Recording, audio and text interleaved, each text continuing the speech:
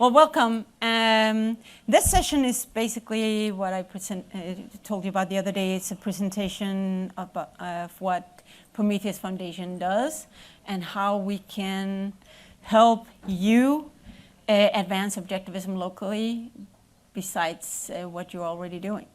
So Prometheus Foundation exists for one purpose only, and that's to advance objectivism. And it's founded by Carl Barney, as you know. He's been productive his entire life and wants to now help spread the philosophy that I saw some of you at the lunch session that he mentioned has been so valuable for him in his personal and professional career. So what he decided was to create a fund that could support projects that advance objectivism. And we have 3 programs. One program is called the Objectivist Venture Fund, which is tailored for organizations or individuals who have great ideas of how to do something locally, like a study group or, you know, the Jungle schools. I think some of you have done Jungle school, right? So the Jungle school is an Objectivist Venture Fund program. Another Objectivist Venture Fund program is the Students for Liberty program. That's fellowship, and several of you are part of. Objective Standard Institute started as an OVF project. And it's basically, you know, broader scope of how to advance objectivism on both time-wise and in terms of the community you're in, how to reach out to people who are interested and set up things that make sense, whether it's a campus club or a study group or do courses, or we have a book club in Armenia right now where there's reading Rand's books under the trees in a park and discussing them, and so it can come in many forms. We have 2 other programs. One is the scholarship project, and we actually have 2 current scholarship recipients in the room. And we have Lisa Kinsberger, who's studying for a master's at Duke University, and we have Martin Hus, who's doing a PhD. So I think, should I hand it over to you now just to tell a bit more? Okay, so we do primarily fund graduate scholarships and PhD scholarships, but we can also do, you know, if you're a good candidate for an undergrad, we will consider that, or a postdoc. So it's not limited just to graduate or PhDs.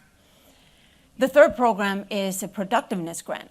So we have a lot of good people who understand objectivism, who are somehow working to disseminate objectivism, but who just don't have enough time in their daily life to really do it efficiently or effectively, and to free up their time. For instance, it can be something as simple as I mentioned to some of my colleagues. It could be something as simple as if you have to do yard work or housework or something, and you at the same time, you have this study group going that's going really well, but you can only do it once a month because you have all these chores to do on the side. You can apply for a productiveness grant to free up some of that time, you know, to cover the cost for whatever is taking away your time from setting up a bi-month, you know, twice. No, you don't like that I use bi-monthly, so a twice a monthly. I don't know if you call it that in English, but to set up a study group more than once a month, right? It could also be that you have a part-time job or several part-time jobs, and you know, you're doing a project that could really advance objectivism on a larger scale, and you just don't have time enough for that. We could cover some of that part-time job or compensate you what would be equivalent to that. And that's what the productiveness grant is for. But you would have to show that you are well versed in objectivism and know the philosophy well enough to really be a proper ambassador for it. So, and one of such people is Martin Huss. So Martin has actually tried to be a part of all 3 of these programs, and that's why I invited him to come and just briefly explain how Prometheus has changed his life, as is the title of this session. Thank you. Thank you very much, Annie. So, hi. I was asked to give this talk, as Annie said, about my experiences with Prometheus. And as a side note, as a starter, I do not do biographical talks. I hate it.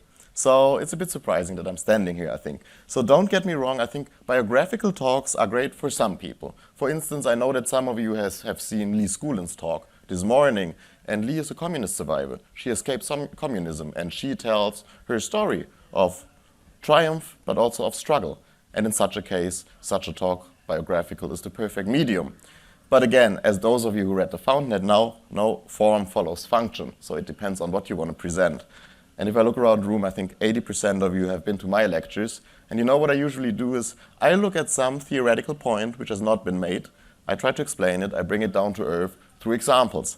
That is my style, so not biographical. I'm often invited to give autobiographical talks at conferences. I always decline it, because I don't like it.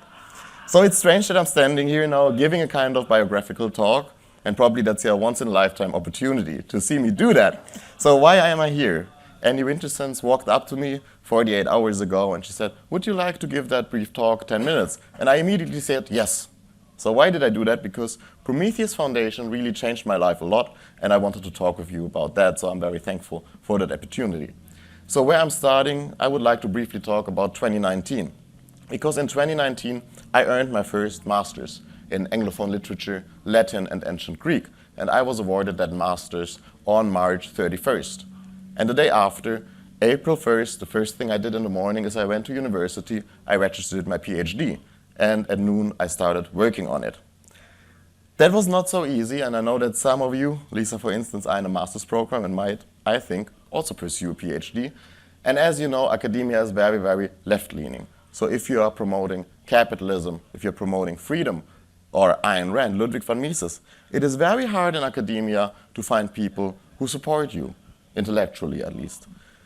So it was very hard for me to find 2 supervisors. In Germany you need 2, not only 1, but I found them. So what I want to tell you is, if you are at home and if you're studying and if you think it's not possible, I can tell you it's very hard to find lecturers who are pro-freedom, pro-capitalism. But they exist. You need to look for some time and you will find them, such as I did. So then the second question was, after I had registered a PhD, how will I fund it? Because I was working as a research assistant throughout all my time as a bachelor's and master's student, but in Germany at my university, you're not allowed to do that when you're a PhD student. So I needed to get money, and I was thinking, who will fund something like that? Because in effect, you have the same problem here. Because a lot of those projects, of those foundations, they want to fund feminism, queer studies, and all the left-wing ideas these days. They want to be postmodernist. So it's really hard, again, to find someone who finances a PhD thesis on Ayn Rand or Ludwig von Mises, or anyone who's pro-capitalism, pro-freedom. So I was looking around, and then I came across the Prometheus Foundation. I had heard about it, but I did not know really what it was. So I was thinking about it, I did my research, and back then I was with my ex-girlfriend. I had read everything by Rand at that point. She was reading Atlas Shrugged. So we were discussing Prometheus Foundation. I explained to her what it is about, and back then I was like, all right, there is this man, Carl Barney, who lives somewhere in California, whom I do not know, and he has this foundation. And he wants to give money, support, to young people who want to promote the right ideas. And the only thing he really wants from you in return is that you use your minds to get a great project of objectivism on the way, and that you stick with it and you achieve something. And I thought, that's too good to be true.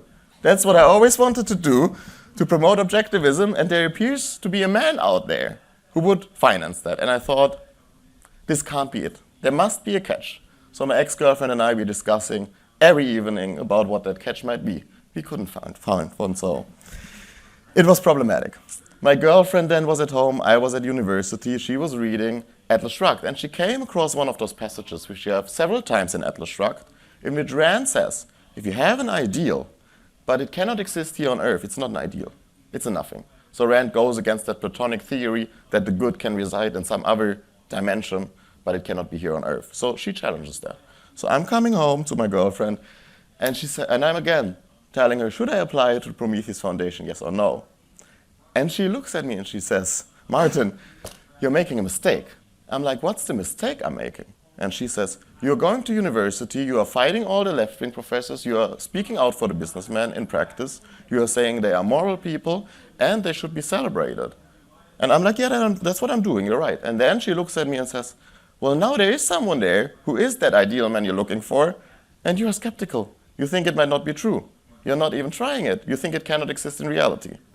And I thought, yeah, that was exactly my problem. So that day, then I sent my proposal to the Prometheus Foundation to have my PhD thesis covered.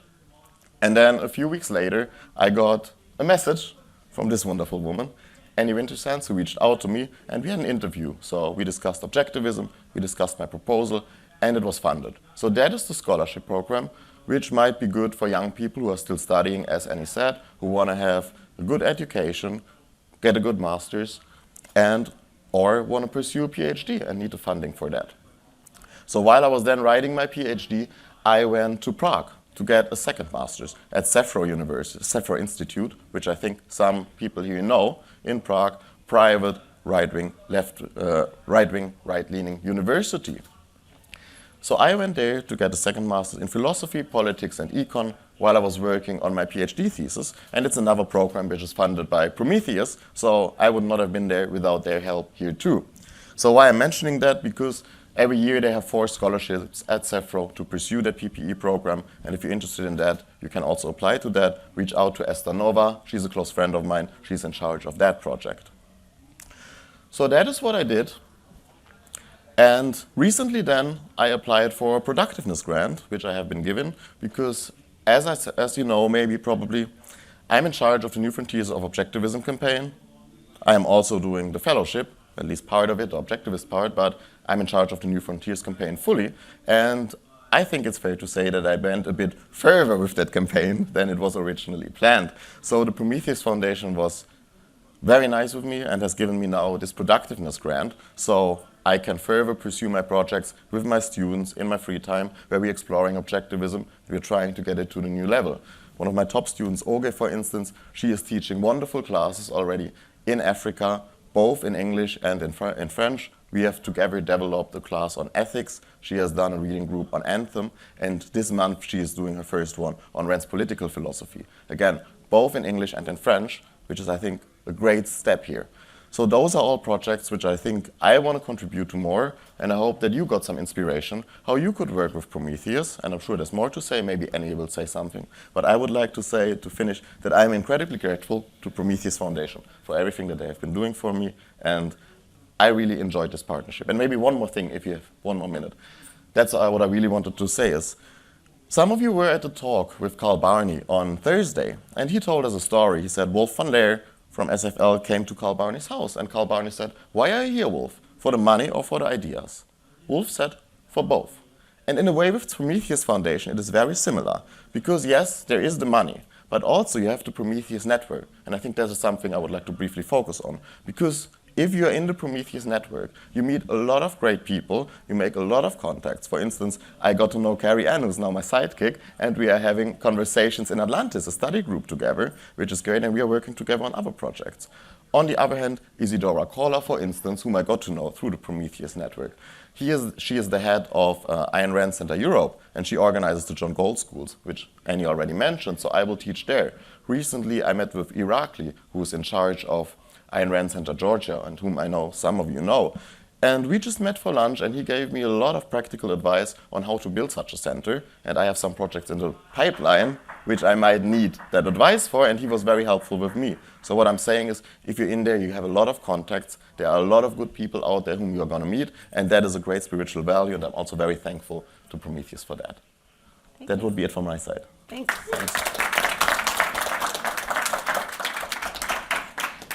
So I think you got a really good sense of the symbiosis that's going on in Prometheus Foundation. And I actually wanted to touch on the network, so that's a perfect segue into that. Most of the projects that Prometheus Foundation has funded the past few years take active part in our network. We meet monthly. We try to meet monthly. It's a lot of people to put in one meeting, so we meet on Zoom to share our wins, to share our challenges, to help each other, inspire each other, and to work, find ways to work with each other on the projects that we're actively doing.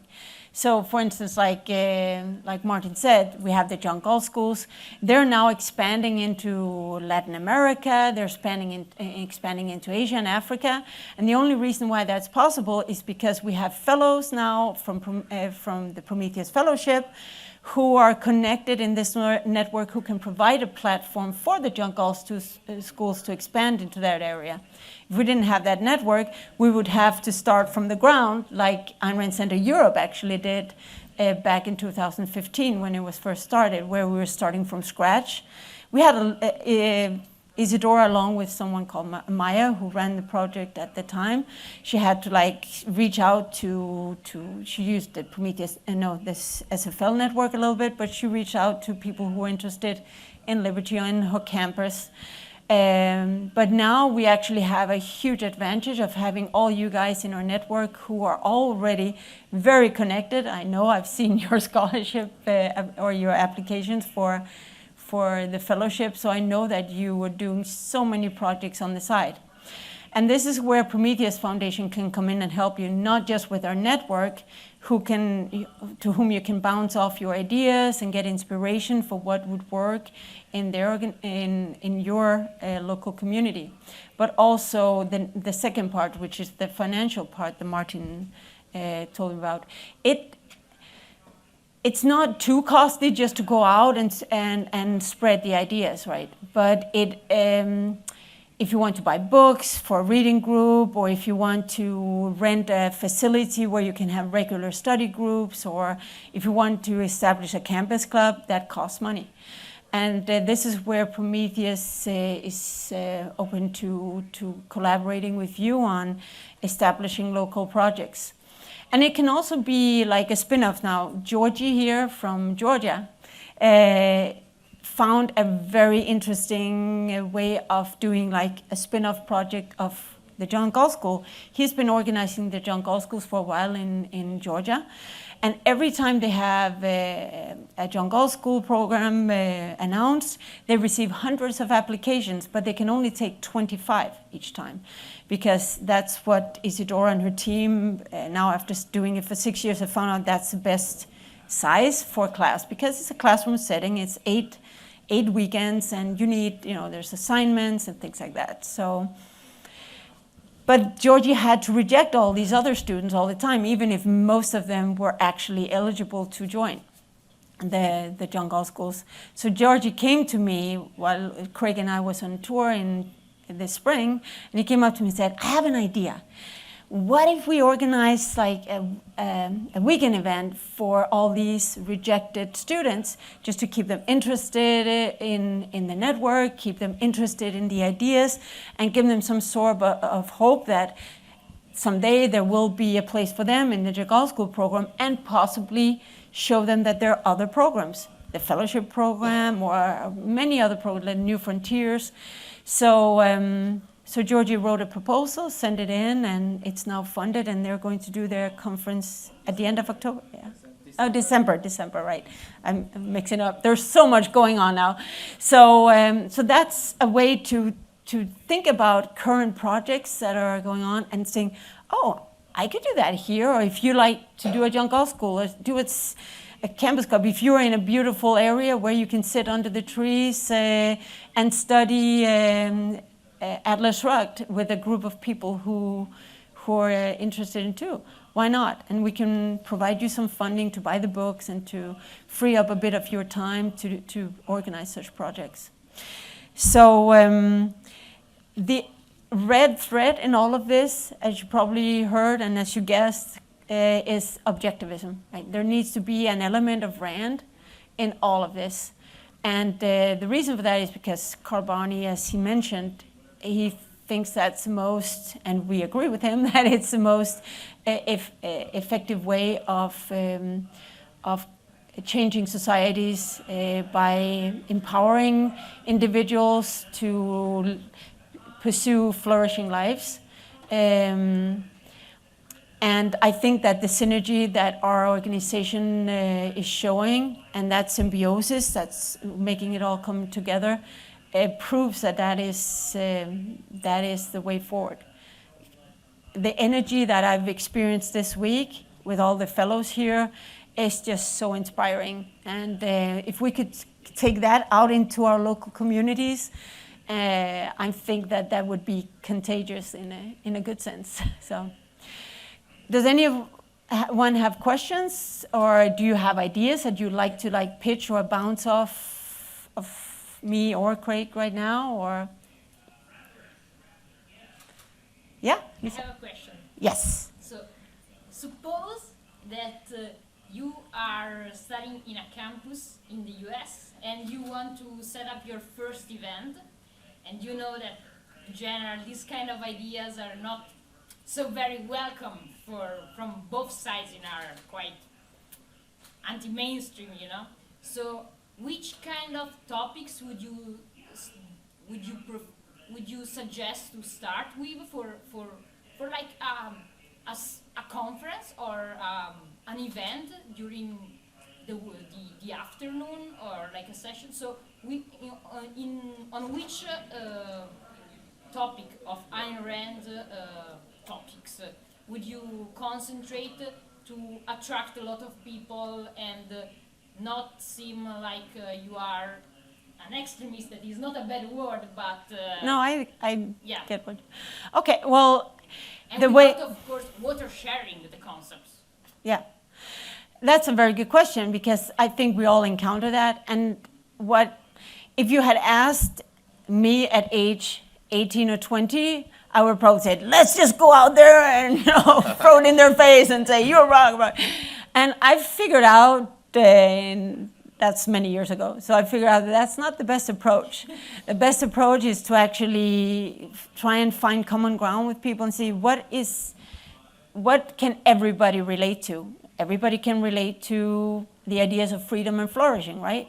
Even left wings say that they want freedom, right? They just got the wrong concept of freedom. But so I would start with that, try and set up events to discuss what is the best way to a flourishing society, or a society of freedom and flourishing, and not. It's not like we would not use the name Rand or use some of her material, but I think that provocative titles are not the best way forward. That's just my personal preference, but I think it's more efficient to meet people at their values and then explain to them how they can flourish better in their life. Did you have it? Yeah, but okay. Well, do you want to, I will also briefly comment on it, but. Yeah, no, that's fine. Okay. But I think that I see many libertarians, they do what Annie at 18 to 20 would do. They come up with very provocative titles, and they risk getting canceled. And it's not that I think that we shouldn't counter that culture, but I think it's very unproductive to set up a whole event. We've seen it go on in UK, for instance, and other places in Europe, that someone has organized a big event, and then the cancel culture people on their campus, they come and try to prevent it. And it would just be very unfortunately a waste of productive energy to do all that work and then have it canceled, right? So. Thank you. Yeah, thanks. So first, I think we need to take the context into consideration. Objectivism, the context is of very much importance. And Craig Biddle, in one of his classes, he always says that what is incredibly important, and I agree with him, is you need to know your audience. So it depends, are you already talking to libertarians, or will you mostly face left-wingers? So it depends on that. And I have been to traveling Asia, and I tried a lot of different texts. And here's what I find. I think a good essay to start with is Philosophy Who Needs It. And you could promote, you don't have to promote it, I don't know whether I'm going against Prometheus, but you could just say this is a study group on philosophy. I don't think you have to necessarily say that it's about Rand, and then you give them the essay philosophy who needs it, and you say, we are going to study this essay. And then later you can bring in Rand. That's a good strategy. Or for instance, she has that article, which I always wanted to discuss, the anti-industrial revolution. And I never discussed it because I thought it would not resonate. And then you were there in India, we were in Mumbai, and it was a conference on environmentalism. And I thought, okay, I'm going to do that now. I am going to try it. And I thought it would end up in disaster, but it was one of the best sessions I ever had. But here again, I had a right-leaning audience, so that worked. I would never do that text with left-wingers. That's why it depends on the context. But if you have such an event, I think it would be a good idea to overall say, this is about philosophy, this is about environmentalism. Then you give them the reading, and then you bring in Rand later. I think that makes a lot of sense. And exactly. And I also think that you should not shy away from if people try to provoke you, because I've seen that happen with organizers in the UK. They try to be provoked to cancel, to change the topic or something. You know, I think there are workarounds for that, so that you can actually present the ideas that you have in mind without